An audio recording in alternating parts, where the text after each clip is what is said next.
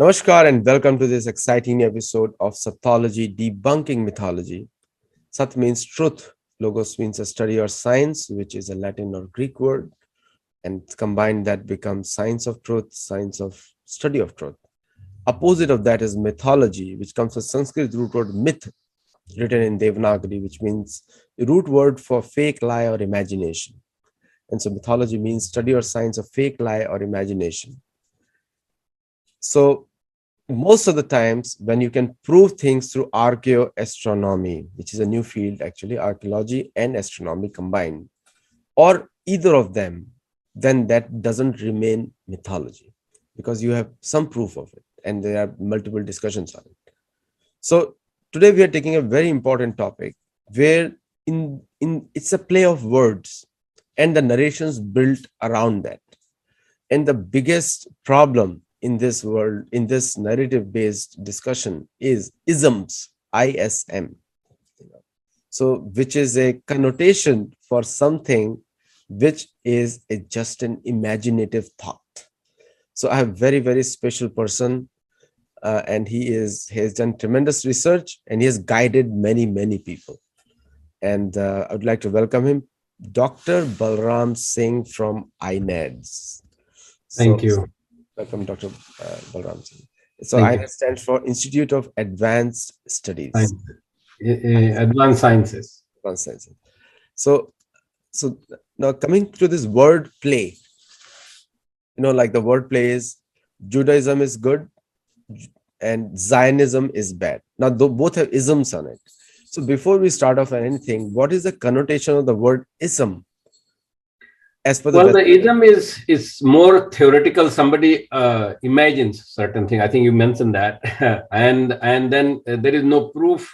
But this is an idea and ideology. Is what it's like a communism. We have a communism, we have a Jainism, we have Darwinism. So those are the things that have not been proven yet, but they are something that people are proposing. And so there is always a sense of uncertainty. It's not there, but some people believe in it. Some people like to propose that, and that's the kind of connotation it gives. So we have never seen the word Christianism or Islamism so far. Yeah, even Judaism is not very common. It's more like a Jewish. They say Jewish, Christianity, and Islam. So yeah, that is true. And this is more of a colonial type of idea that was developed to study other people, because I mean, in all honesty, maybe they didn't know it. That's true. So they just only heard about it, and they assume that the people believe in that because they have never had that experience. And people of the book, at least they understand, because the Western world is basically people of the book, and they very honestly say that, and there is nothing wrong with that. So what they didn't know is just they said, well, this is what these people propose, and we would like to understand that, and they like to have their own narrative, the way to look at, they put their own lens around it, and see whether it fits. So for example, in case of Jainism, you mentioned, it is. I think that's what you meant. I think not Zionism, right? You meant to Jainism or Jainism? Zionism. Jainism, which is Jewish. You mean Yeah. Jewish? Okay. So yeah, I mean, in India, I said there is a Jainism for the Jains. There is a Buddhism, and there is a Hinduism, there is a Sikhism. All these things are dharmic type of traditions. And so they didn't know anything about it. I mean, they didn't know. A lot of people still do not know what Dharma is today. So they don't know that perspective. So they only look at from their perspective. And their perspective is, for example, religion is one of the perspective that they have. And it's very important one for the Western world. And it has played a huge role in their traditions, in their history. And a lot of positive role also. And there are a lot of negative roles also. That's why people don't have that comfort, especially scientists do not have that comfort for religion. But anyway, the point I'm trying to say is that, so they have their own lens. Religion is one of them. And since they don't know it, so ism fits very well with that, because they are not familiar with it. Also, when you put the word ism, there is a hint to stop all the discussions because nothing is real. Do you agree with that? Uh, I don't know. I mean, the scholarly people don't exactly do that, but the connotation is true. I don't know whether you can. Ism is basically means that they have a sense of where you think that you are coming from, and if you want to tell something else, it doesn't fit with that because you need to be fitting with that ism. It's like it's your advocacy that you are talking about, and this is it's very interesting, Aditya, that the religion in the Western world, let's say even Christianity, they have many types of Christianity: the Baptism, Catholicism, and Methodism. I wouldn't say ism, but Methodist, Catholics, Baptist, and they are very separated. So that's why even within Christianity, they think that somebody is something else and they don't necessarily need to overlap. Now they don't know something at all, so then they just want to put in the category of that it's unknown, it's not known, and so it's only thing we can do is ism because there is no way we can connect with that. And so I think that's the purpose that they try to do. I think they try to do it honestly from their perspective. It is wrong. Maybe actually it's been dishonest, or at least certainly is not appropriate from the perspective that you are looking at. That they have their own system, like Dharma is a very important system. Just imagine that if you put Dharma as a lens on Christianity, so you have to have Dharmic Christianity, you have to have Dharmic Islam, you have to have Dharmic Judaism or Jewish.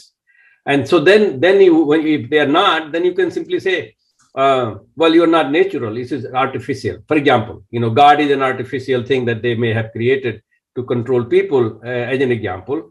And so from dharmic perspective, this is all artificial.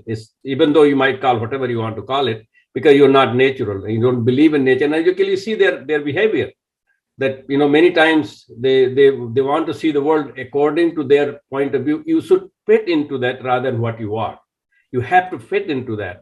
And you can see that their religious behavior or religious doctrines, at least, historically, I mean, scientists were persecuted because they were talking more real, and though that wasn't exactly fitting in the perspective that the religion people had, and which was basically an artificial. We all know now this artificial. That doesn't mean that it doesn't have the value. It does, but it wasn't the case. So that's why I think this is an honest mistake.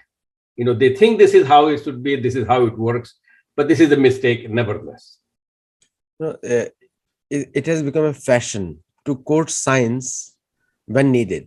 Like it's on a need basis, like it is in politics, where they say we'll go by the science, especially in tackling the pandemic, and it will go by the science in tackling the climate crisis.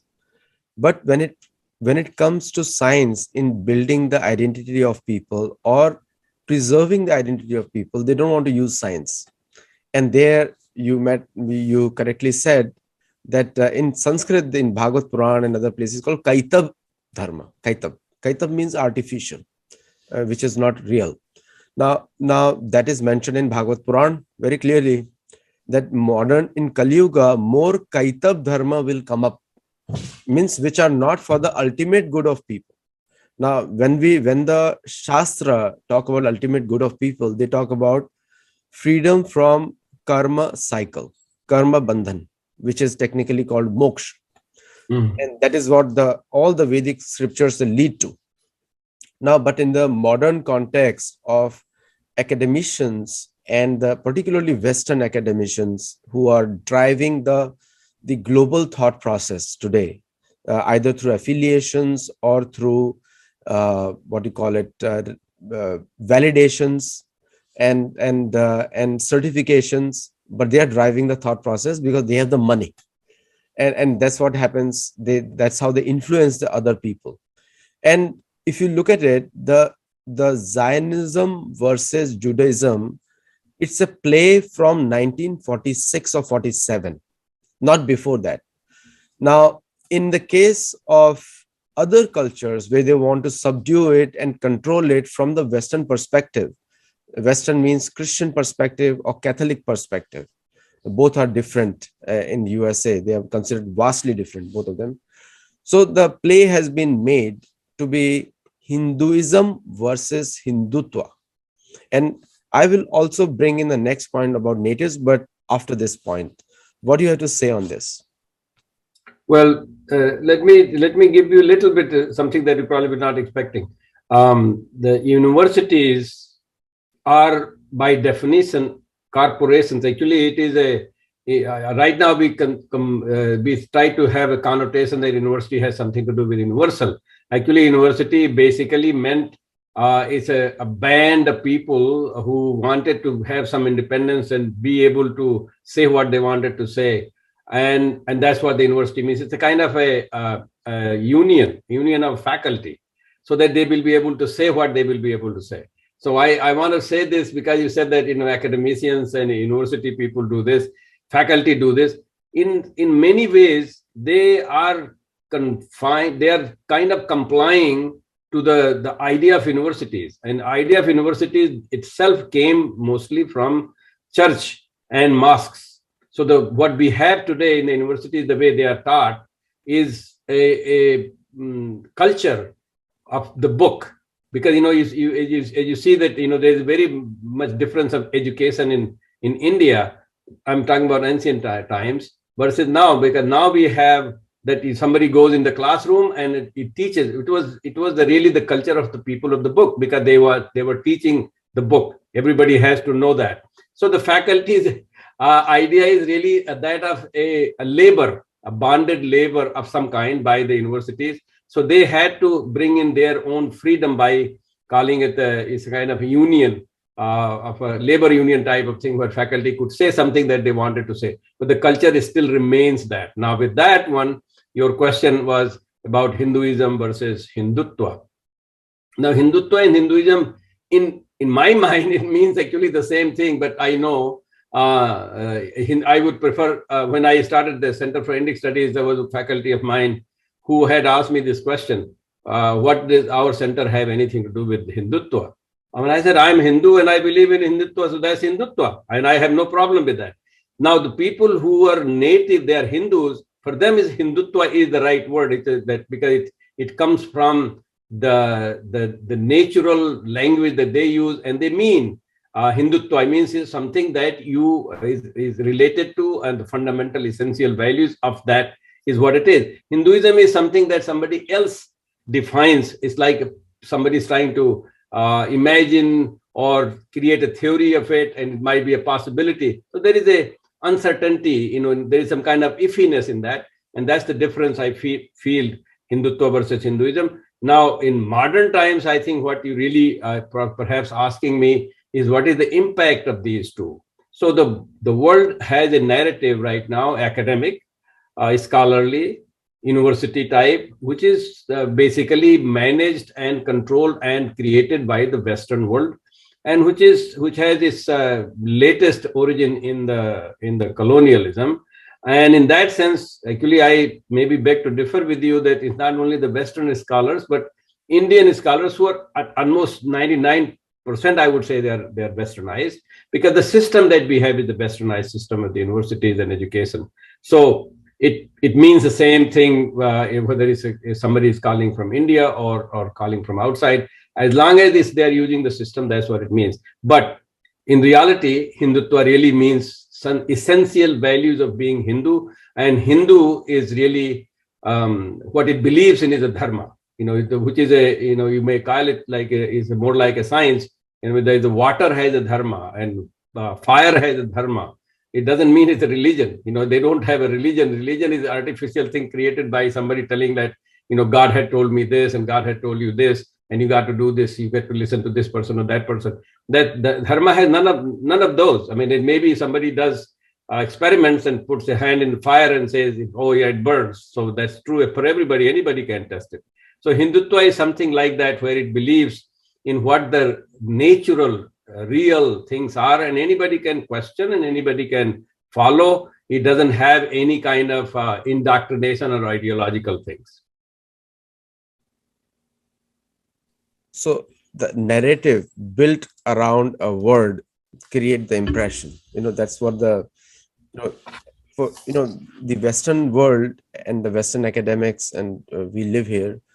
we all know that the terms are created, and then the researches are organized, and then a particular narrative is enforced.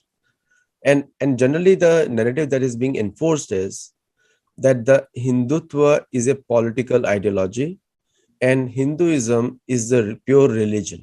Pure religion. That's what the narrative is being taught. But Hinduism word itself, like you said, you and I do not agree, because we think it's the same thing. Hindutva is in Hindi and Hinduism is in English. That's the Yeah. same thing. And but the narratives are being told because most of the Western world doesn't understand what does Hindutva mean. So here they are saying that the donkey is bad and the donkey is good and the Gadha is bad. Like it's literally Mhm. it's the same. Donkey and Gadha is the same thing. So this narrative building, the objective is to put Hindus on the defensive and leave the political ideology of defending themselves, like the defanging, like what was happening in the non-violence movement of Mahatma Gandhi, defanging the Hindus of all avenues of response so that they can invade properly. This is again a colonization theory. So what do you think? Is it like this colonization still continuing from the Western point of view? Absolutely continuing, unfortunately continuing, and actually people don't, sometimes I like to say, if I want to quote Jesus Christ to say that these people don't know what they're doing, unfortunately. So, whenever somebody wants to control the narrative, they're looking for differences, Aditya. They're looking, any difference is a good difference for them, because then you put your narrative around it. So Hindutva versus Hinduism, actually it should mean the same thing if that's what they want to say.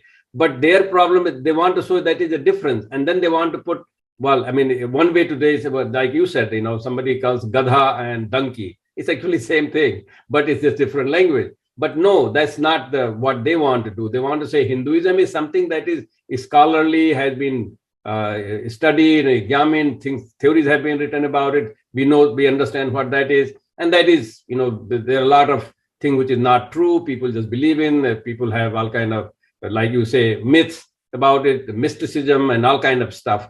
And so we kind of understand that this is not this kind of a fluffy stuff.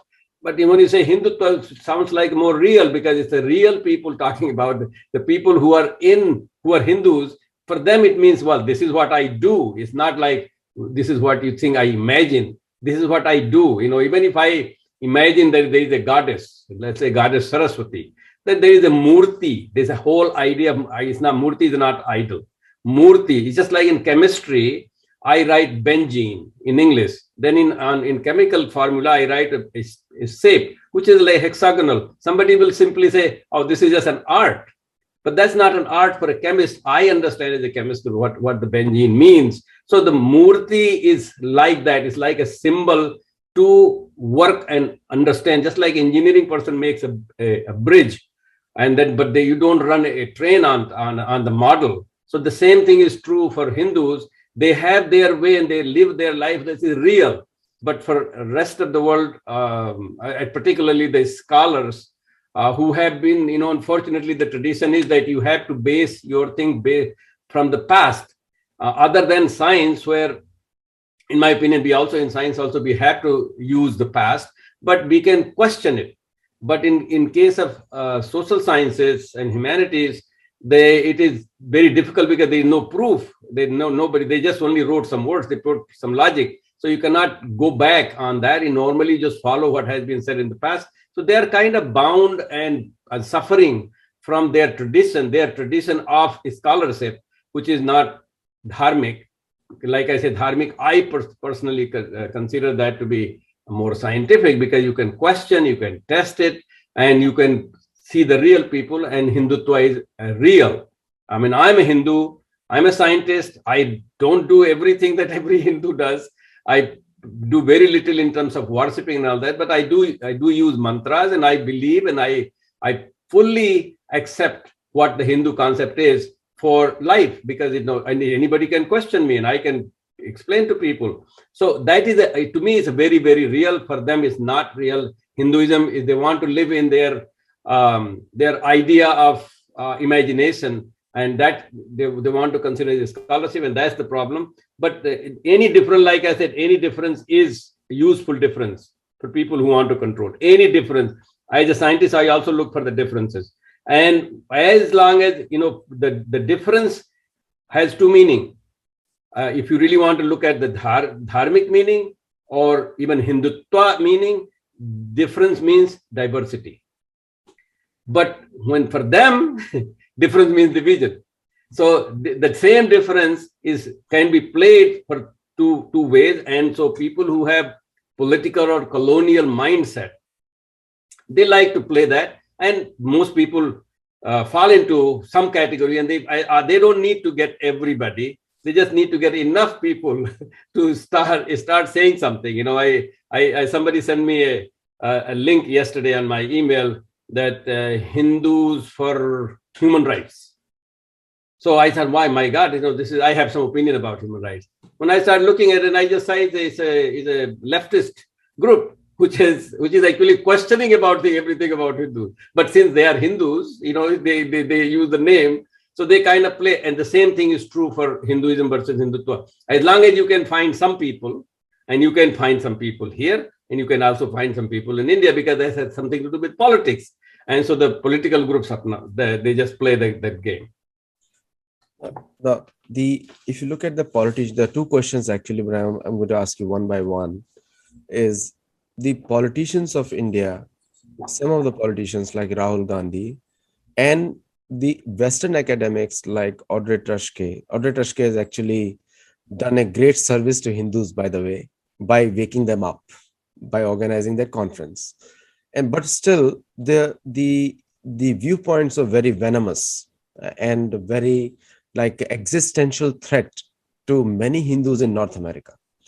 And that is almost look like a Hitler, and where the Jewish purge happened under Hitler. It started with an idea that the Jews were eating up the economy and Jews were bad, and Nazis, they used that. The idea of dismantling Hindutva is almost like a Hitlerish idea of eradicating Hindus from North America. Now, if you look at the papal bulls of 1493, and then papal bulls of also 1898, by the Catholic Church, also had the same idea against Native Americans.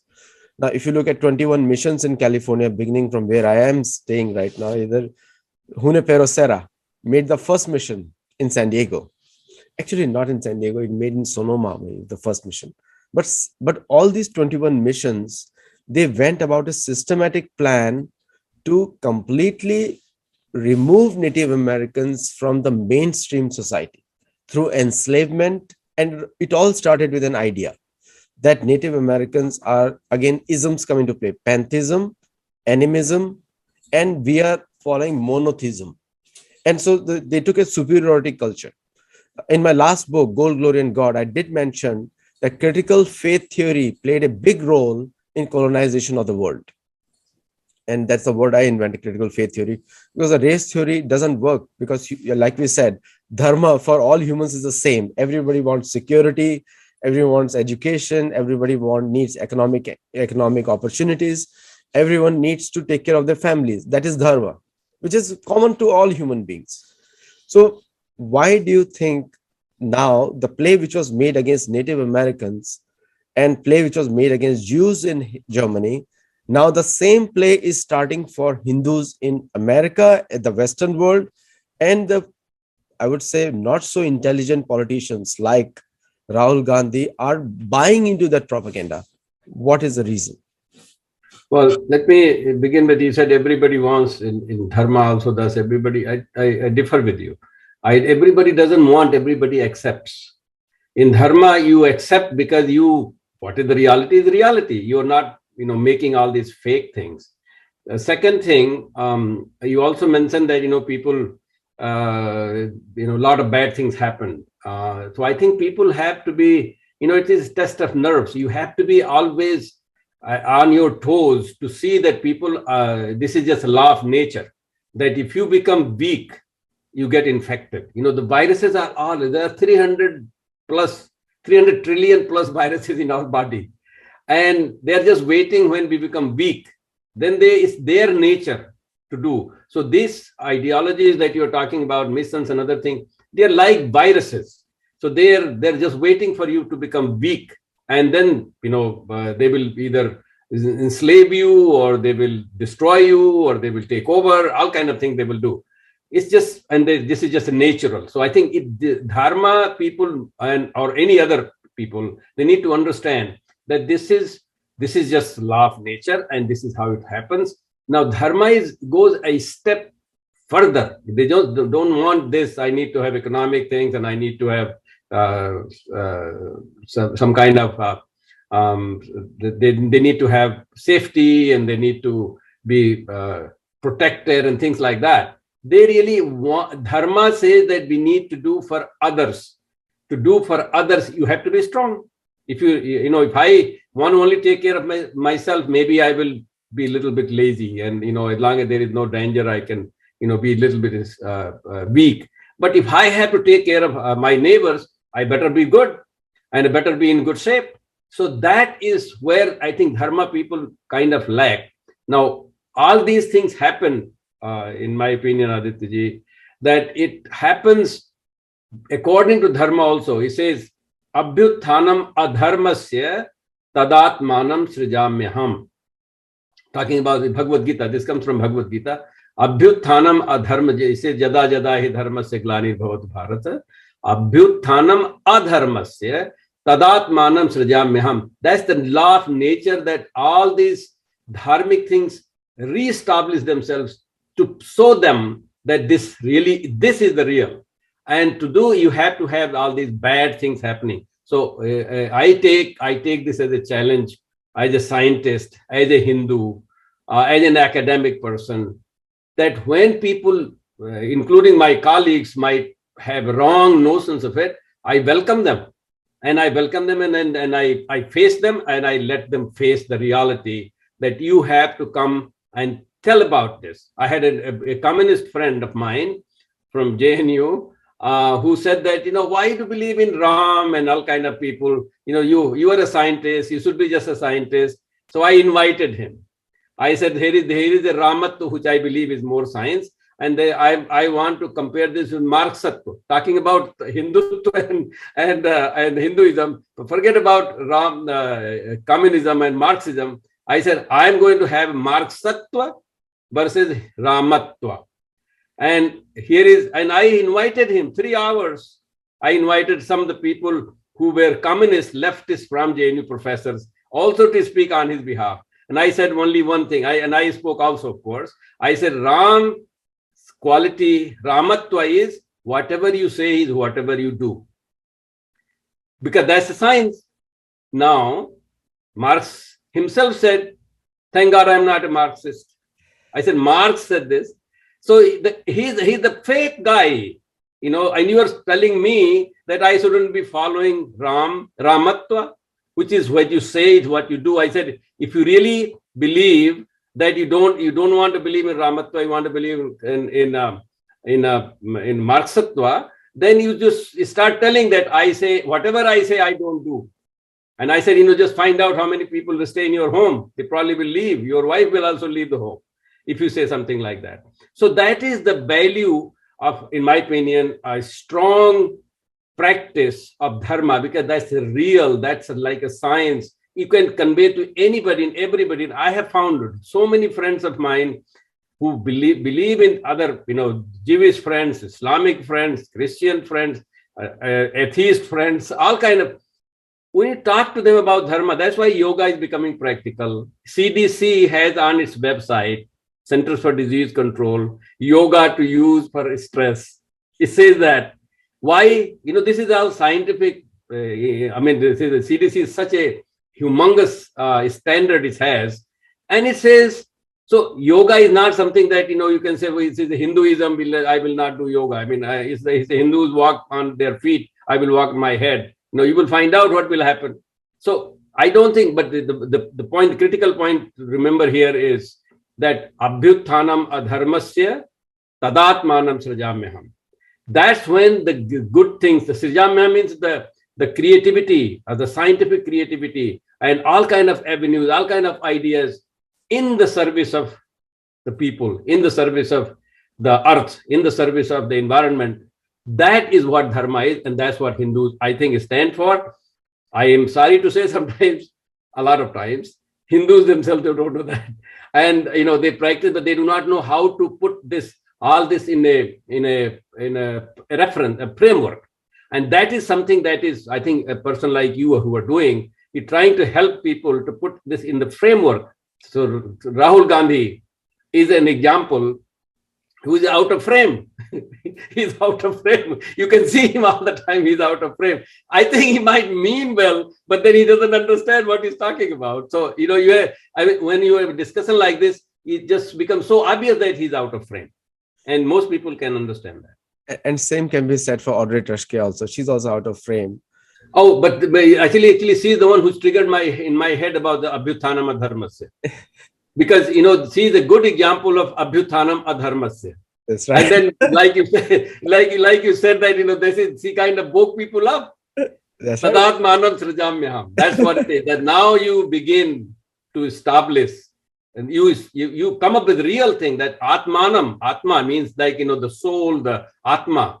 That now becomes the in charge rather than these fake people. No, same thing Rahul Gandhi has also done politically now, because he has also Abhyuthanam Adharmasya. So now you just need to welcome these people, because Ravana was also the same way. He became adharmi, and then only Ram was able to say something. So I think it is always should be a welcome sign when something like that happens, and this is a good for the humanity to happen. And then Rahul Gandhi is out of frame. Yeah, I'll take your words on a little wordplay. I'll do out of frame, but he wants media attention. But he's out of frame. Yeah, he's out of frame. What can you do? I don't know anybody about Rahul Gandhi. Like I said, I have sympathy as a human being. So he should be. I mean, he's trying. You can just see at least he's trying. But yeah. I don't know why he's not able to find anywhere some traction. Because he's totally out of frame, and I don't know who is advising him. Unfortunately, somebody should advise him. He should be able to do better, because you want to have a better adversary. This is kind of a wastage of time to talk about him or with him, because he's just totally out of frame. He doesn't even know where to stand, and that doesn't.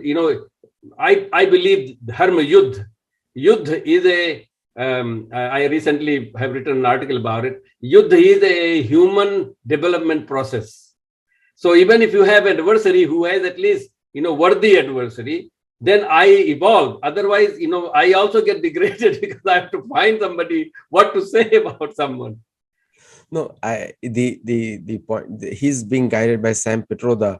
Like everywhere you have some Western connection. Now Sam Pitroda is known to be connecting well to Nazis, and also he's very well known to connect with the leftists. Now, most of the people do not understand the left and the right. I have written an article many years back, 3-4 years back, that we are neither left nor right. We are dharmic, because we have a central position. Now, we can take good things from either side. Like some of the things on the left are very good on the social justice side, absolutely, which is part of Arthashastra. And some of the things on the right are also very good, because it leads to patriotism. Yeah. So both are good. So Dharma talks about the middle point. Now coming back to the left definition of the left, people do not understand the origin of the left comes from French Revolution. Pro-monarch were right, anti-monarch were left. Very clear. But now in democracy, this position keeps changing. So anyone who is opposing the government is the left. Anyone who is opposing, now suppose tomorrow the Congress party was in power, then the supporters of the Congress will be right. Because the opposition of Congress will be left. Now, it's a political position keeps changing in a democracy. So in a democracy, there is no true left nor right. So people who remain the same despite the government change, what would you call them? Illogical people. confused people. They just don't know. I mean, even in it's not only in India. Actually, this is unfortunately true for all political people. Rajiv Malhotra used to told once, we were together giving a lecture in JNU in some event, and he said that also the left people, they're like a poor people relatively. You're talking about, the people who are supporting the monarch, well, more relatively well-to-do. So the right people wanted to keep left people away because they were smelling bad. They couldn't afford the perfume. So he said, so when somebody asked Raju whether you're a left or right, he said, oh no, I take shower, so I don't need to be. So what you were talking about today is saying, Dharma people don't have to be left or right because it is equivalent to be clean. You are a clean person. You don't need to be left or right person.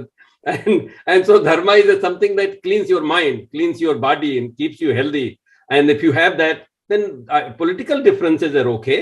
There is no problem with that. I mean, we should all have, I have differences with myself over a period of time. Sometimes I have opinion in the morning, and afternoon I have different opinions. So that's okay. But to make it a permanent thing is stupid. And so this will come to that category that people, even they are in power, they still call themselves leftist. That's a stupidity. I can't say anything more than that. And the people who say right are also equally bad, because equally bad. There is also so yeah, I think there is the politics is such a thing that it gets your stupidity out of you. Just gets in the open. Many of these people, they say I'm a right winger in India, and in the US also they say the same thing. It's like a fixed bracket, the right wingers and the extreme right and extreme left. But if you look at the left and right definition, it changes with who is in power. Exactly. The Biden administration are on the right wing now. Yeah. I mean, the leftists have come up with the ideas about they are more progressive, and the rightists, they come up with the idea they are more conservative. So I guess even I'm not even very sure there actually, if you look at what is conservative, what is progressive. I mean, if something is not changing, there is no reason like Sanatan. There are certain things in Dharma, there is some certain things Sanatan. And then at the same time, Dharma also says things change every moment. You are a different person every moment. So you can be progressive and conservative at the same time. If you're really a Dharma person, so it comes back to the same thing that you are neither this nor that. But because the system, Aditya, the system has been created that you can be either this or that. Black and white. When they did a survey in Japan about the people, what kind of Dharma they follow, the tradition. They came up with 149% population. Because some people follow this and that also. So whereas here it is a very binary. Either you can be this or that. So you cannot be anything more than that. Whereas the reality is that we are all actually many things at the same time, and that should be accepted. But the politics doesn't allow that, because if you are like that, then you have to be only dharmic. If you are dharmic, you can be this. It's not a problem. You can be dharmic, and then you can be this also. Sometimes you can be that also. I can be pro some idea that you have someday. Maybe I have some ideas, like families. Sometimes families have differences, but they still remain the family. And the same way is true about Dharma. So Dharma is actually a very good idea, and I'm so happy that you're doing a great service of bringing all this. And by examples of Hinduism versus Hindutva, Rahul Gandhi versus whosoever else, it doesn't matter. But the point is that you are explaining to people what their true nature is, what they really the people are, and the freedom of people is at stake here, rather than dividing left versus right, Hindu versus Hindutva, all this kind of Hinduism versus Hindutva, all these things really to divide people. And like I said, for them, the people who want to control, they want the division. The people who want to serve, they look diversity and say, well, this is a diversity, wonderful thing.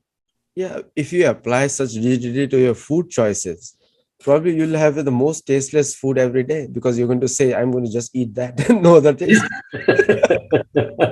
And some people do. Whether they may get an even taste, because taste buds are developed based on where they come when they are born and what their mothers started feeding them.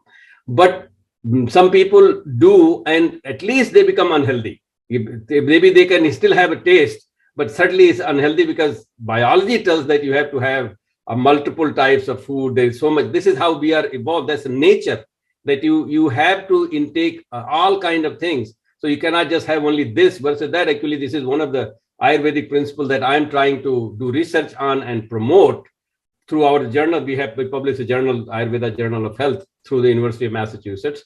And we are trying to tell people that they need to embrace the season, the nature, and the food of wherever you are. It doesn't, this is another thing, that when British went to India, for example, they still had the black coat and the tie in 120-degree temperature. I mean, that's ridiculous. It's silly. It's like, it doesn't make any sense at all. And I unfortunately find Indians doing the same thing. The justices have such a, I might be called into the court, stupidity, that that they put on this long gown, the black in color, somehow that represents something. I mean, they should be really having the white clothes, the cotton kurta, something like that, because that fits better in that temperature, in that environment, than the British people. That actually, I have a British friend who said that actually in Britain, people are doing away with that. But in India, we're still following that. And the white hair, white wig. Yes, white wigs. So that shows some kind of your wisdom about it. Yes. So, I mean, these traditions are created by some people for something, and it is silly that other people accept it without re-examining or examining and questioning and figuring out what to do next. And that is what Dharma is, in my opinion. Now, again, coming back to Hindutva versus Hinduism debate, which is actually again started in the West through the Dismantling Hindutva conference. I have a big problem when the Indian politicians and the Indian academics, particularly the left origin, now we already debunked the left also, which is practically doesn't exist. Even the Karl Marx did not approve of it. So now when they start copying West like a monkey, so they're actually following Darwinism also, because Darwin's ancestors were monkeys, not mine. It was just a theory. So we all know that my grandfather must have been a human. So the aping of the Western foolish ideas, and without even using your brain, like, how does it fall into either left or right? Well, I mean, you just use the word aping, that itself speaks, like aping is coming from apes. But there is a serious business here. Obviously, we know these people are not monkeys, although sometimes they monkey around things. The serious business is that they are really seriously afraid of Hindutva. And they should be. Why? Because all these fake ideas and theories and the practices that they have of controlling people, it will go away. The Dharma and Hindus particularly, because there is such a huge, I mean, I'm not saying there are not bad practices in Hindus, but at least people can question them. I don't have to do something. I used to question my mother putting water on neem tree.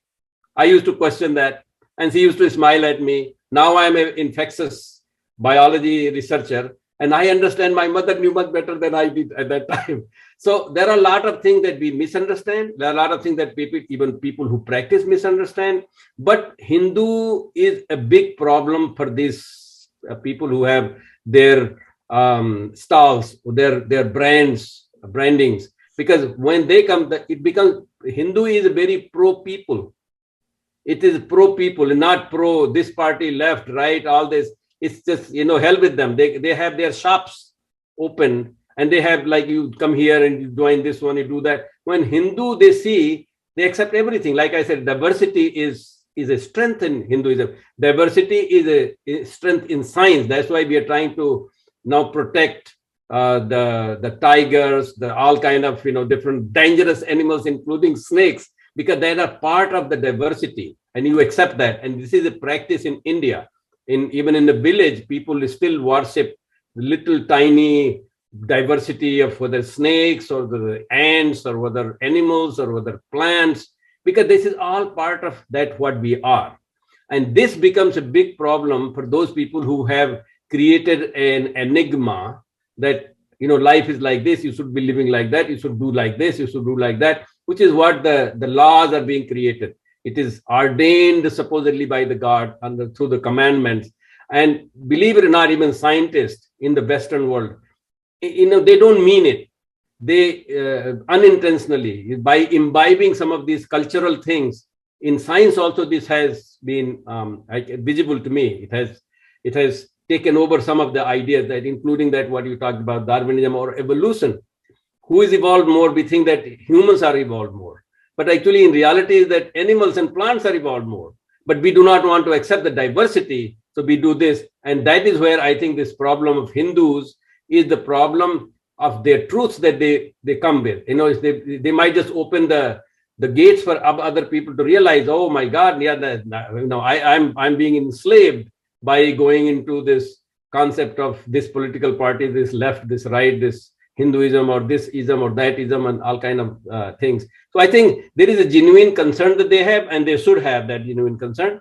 And I think the if you Abhyuthanam Adharmas and Tadat Manam Srijam Meham is going to work, then they will not be there for that long. I think the social media and shows like this is possible because of the technology, and people are getting exposed to students. Particularly, I think this is a wonderful thing you're doing, that you bring students, because the knowledge that we have created in the academic world is like this, that academic world is the knowledge creator. Now you are presenting to them that there are other ways to look at the knowledge, and today's world has knowledge is not only in the classroom anymore. It's not only in the books that knowledge is there anymore. It's everywhere, and I think this will make a huge difference in the future. Now, coming to the last point, the Sanatan Dharma culture, or the popularly known as colloquially called Hindu culture, has been the biggest protector of human rights in the world. As the philosophy, it may be misused, anything can be misused, but as far as the basic information and the guidance is there in the Veda, it has been the biggest protector of human rights in the world. Every other philosophy, whether it's Christianism or Islamism or Judaism, everywhere they have stories of some kind of partiality towards, like for example, Judaism had against Gentiles, like the Israeli Jews versus non-Israeli Jews. Islam had the kafir versus the people born in Arabia, and also Christianism, which has the people born in Europe versus other people. But Hinduism or Hindu culture or Sanatan Dharma culture has no such thing, because it is based on soul, not based on the bodily identifications or the color of the skin. So don't you think that way it's the biggest protector of human rights if it is used universally across the world? Yeah, I have some problem with the human rights idea, but the word actually, the rights is something that is given by somebody. And so I have problem with that when somebody says human rights, means somebody is like a big boss who's going to give me, which is what the Western culture is. But I think the Hindu does not accept the otherness. Because he considers you as part of me, then how can I discriminate? Whether the protection of rights basically means the same thing, that you have right to, or you have your own. Let me use the word right because I understand in English. You have right to live. You have the right to progress. You have a right to flourish. You have right to express yourself. All these kind of things is what we mean. But when you go to Hindu culture, it accepts. Actually, it not only accepts, it celebrates the differences. That if you have a difference, oh, wonderful, because that's I didn't know this. I know you are part of this, because the concept in Vedic concept, eko aham bahusyami. That means I am one, but it manifests in many ways. It's me. I mean, we can say once you realize what you are, you are not just body, but you are the Atma or soul. The soul is a little bit different concept, but it conveys the message. Then we are all part of it. Actually, physics says the same thing. It talks about system and surrounding. When you consider you as a system, the surrounding has humongous effect on you, and it can be even actually measured. I'm a spectroscopist, and we measure the effect of environment on molecules. And so environment is huge. When there is asymmetry in the environment, you see the spectroscopy. You see that, oh, there is asymmetry. So the Hindu concept of accepting everybody protects everybody. And not only that they accept everybody, they consider everybody to be the part of the family. That's the whole idea, is the entire planet is a family. When it is a family, then differences, of course, have to be there, but it goes without saying that there will be differences. But they are all part of the family. We take care of the differences. We celebrate the differences. We utilize the differences. We build things to the differences. So that's not a question of discrimination. When there is no discrimination, your rights are protected.